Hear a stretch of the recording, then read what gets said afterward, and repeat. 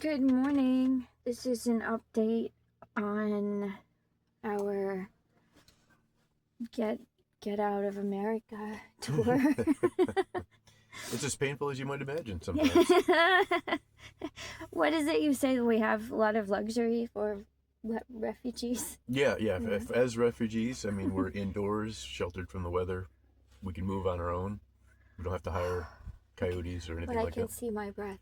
It is, it's above freezing now. And yesterday was a very hard day Yesterday, for both of us. Yesterday started great. No, it didn't, because yesterday Yesterday you got locked in the bathroom. Okay, yesterday started terrible. At a marina, and the bathroom door wouldn't unlock. I couldn't get out. We stayed at a very like posh place, but nothing was working right. The staff was extremely nice. I loved the staff. Everybody was great, but the coffee machine didn't work. The change machine didn't work. The bathrooms were out of order across from the fitness center. Things like that. Yeah. Pretty first world problems. Refugee life is hard. First world problems. So we got on the boat. And then how did you get locked in the bathroom? The handle doesn't open the door all the way. It doesn't retract the bolt all the way.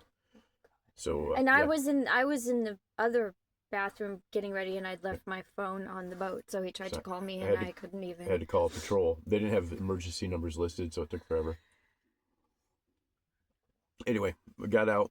We're still leaving on time. We planned to leave at 7. We were hurrying around. We were ready to leave at 7. We left at 8 because the slip they put us in, although we have a pretty shallow draft, they had us sitting on the bottom at low tide, and so it was 8 before we could get out of there. And that was an hour of really good wind that we lost.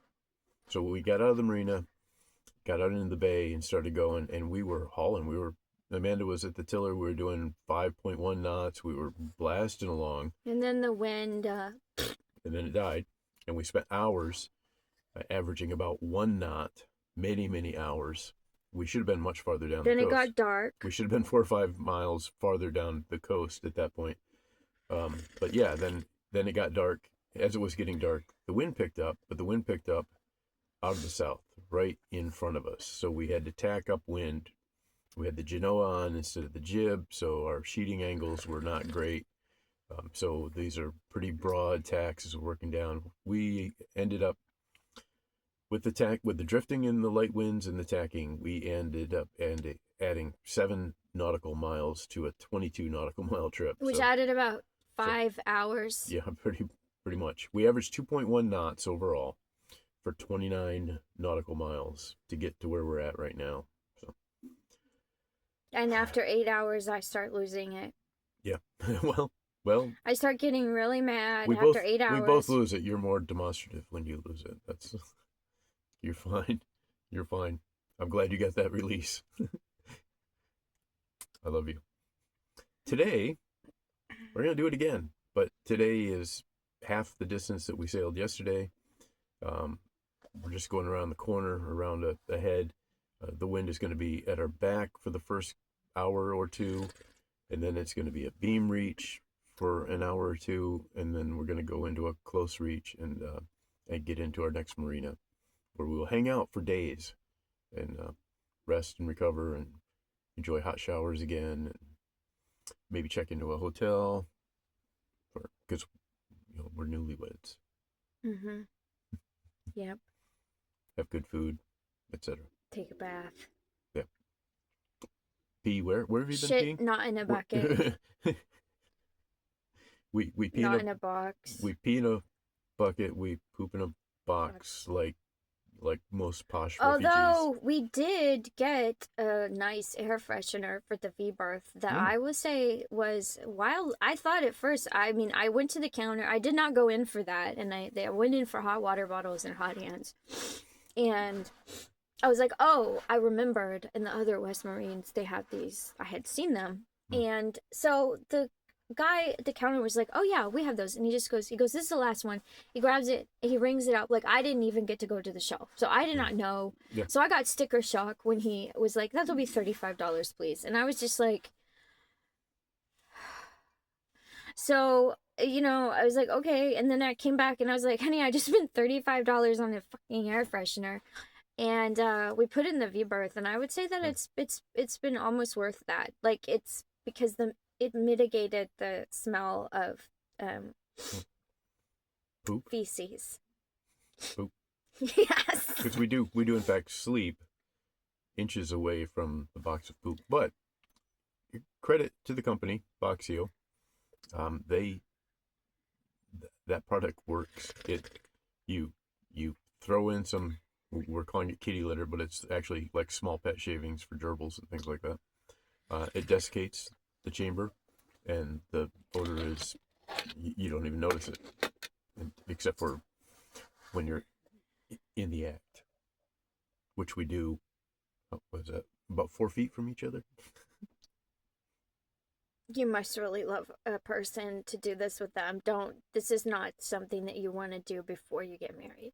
This is something that you want to do after you have publicly declared, and it's all said and done, and it's legal, and like there ain't shit that they can do about it. That's the truth. Like, if you are dating someone and this is not like a test, I would say this is not a good experiment. Too risky? You do not want to risky? You do not want to do that. No. No, and you don't want to make it a test either. Like, if you're a guy, you don't want to be like, well, if she can go on. No, ladies, if that don't, just don't. Credit just to my be wife. Like, pass. Credit Sorry. to my wife, who has mastered both the bucket and the box. And not loving it necessarily, but I wouldn't say I'm mastered. I would say that I wouldn't say that I've mastered. Because again, I don't want to get into. I really don't want to get into specifics on this. I don't want to get into specifics. That's fine. Today, we'll what go else? To a place hypothermia. We didn't discuss that hypothermia. Yes, it was cold. It was, in fact, in the late morning, as the good winds were still blowing, Amanda came up on deck and said, "Hey, it feels kind of warm up here today in the sun," and it did. It felt great. It was That's like, right. It Frame it positively. It was like do like 40, you do. 41, and the wind was dying off, so there was no breeze. I just want to. I want to interrupt you now. I want to interrupt you now. And then I want to interrupt you now to thank Jim Bowling, because Jim Bowling educated us so well on the first aid and For the signs. Medical necessities, and the part of our training was recognizing when you are actually, or someone else near you is going into hypothermia. And so thank you, Jim Bowling, for that, because there was a point last night when I was recognizing that I was in the stage. There is a specific phase where your body starts shivering, and then it vacillates between shivering and then you stop shivering and you're calm, and I was getting very, very sleepy. And so I was very, very concerned before we docked, because this was happening to me and I was going to be useless to him in terms of maneuvering the boat if I continued to get more and more exhausted. And the shivering, and then the not shivering, and then I became very demoralized, and I wasn't to the point where I couldn't have done anything like text 911 or call an Uber myself, get us a hotel room, but I was so exhausted that when we finally docked, and I was just like too tired to storm off, basically, right? Just too tired lassitude to storm off and like leave my husband on the boat and be like, well, good luck with that, honey. I don't like, I was this close to texting 911 and being like, we need help up in here, because I felt like I was not no longer. I felt like I had a very short window of time before, if I had not gotten undercover, that I would have just been like, I can't. My eyes were twitching. I was not having heart palpitations. Yeah. I will say that my heart was not palpitating yet. And I also want to say this. I want to say this by way of health and wellness tips, because I like to on my channel do the health and wellness tips. Okay. Go for it.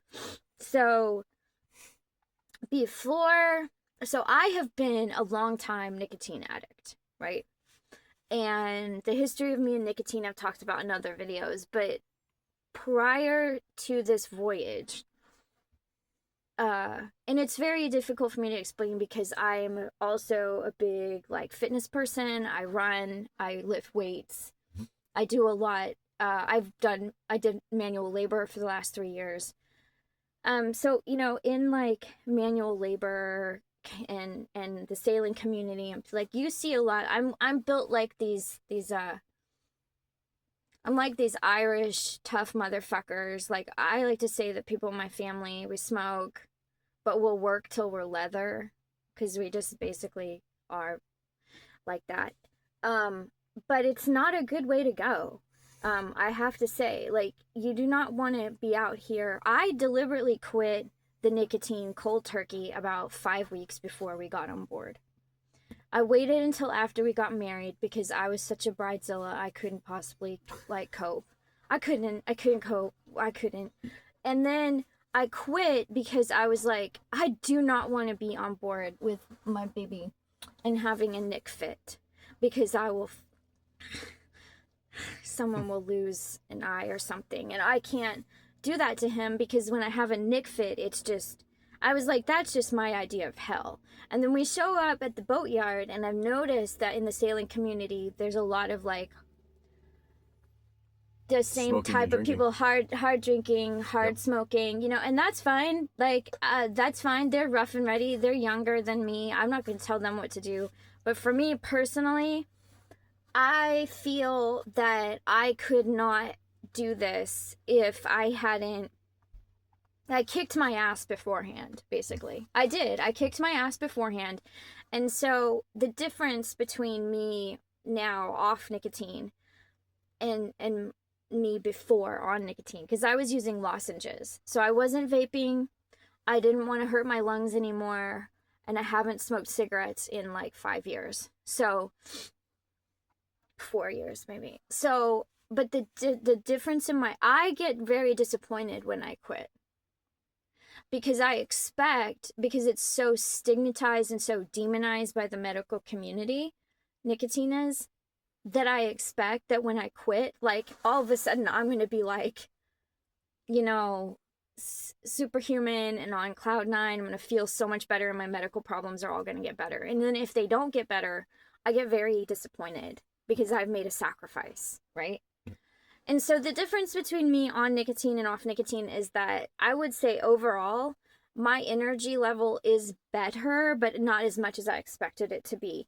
But when I would be on nicotine, it would be there would be these spikes and troughs, spikes and troughs, spikes and troughs throughout the day. I would feel myself getting tired. I'd pop a lozenge, because that's what nicotine is. It's a stimulant. And then, of course, you just go... So I would say that my energy level overall didn't improve as much as I would like, but it definitely evened out.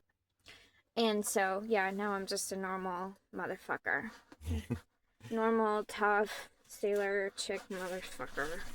So despite being frozen into a stiff bundle, I almost pissed myself. Next time I'm just gonna pee. I'm just gonna pee. That if you make me that cold again, if this happens again, I'm just gonna piss my pants. This is why we're going south. And then you just have to put up with it. This is why we're going south. And if anyone asks, why'd you piss your pants? I'm just gonna be like, I'm just gonna make faces and shit. I'm just gonna be like, She did scramble out of the cabin into the cockpit to help me dock the boat.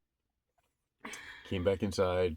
I made the bed for her, got her in there, got her warmed up, got her cuddled, and we survived the experience. And we learned from that when we pack up the V-berth for the day's sailing, we're setting out a sleeping bag so that if either of us are super cold, we can get in here and wrap ourselves up in this bag and warm up. And I have to work on knots and cleat hitches. That's what I have to work on, because last night you asked me to dock the boat, make a cleat hitch, and I could not. I just couldn't. Like, and then I became really upset with myself, and I just was like making shit. I'm just making shit up. Like, I'm just like whatever. You know what? You held the boat. You held the boat. I tried. You held the boat as it needed to be held with your knot. It's not as efficient as a cleat hitch, but it absolutely worked.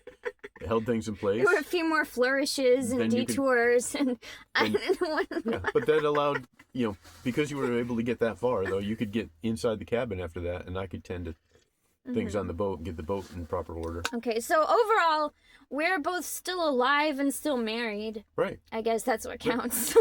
Right. We were snuggling in bed this morning. I love you. I love you too. Okay.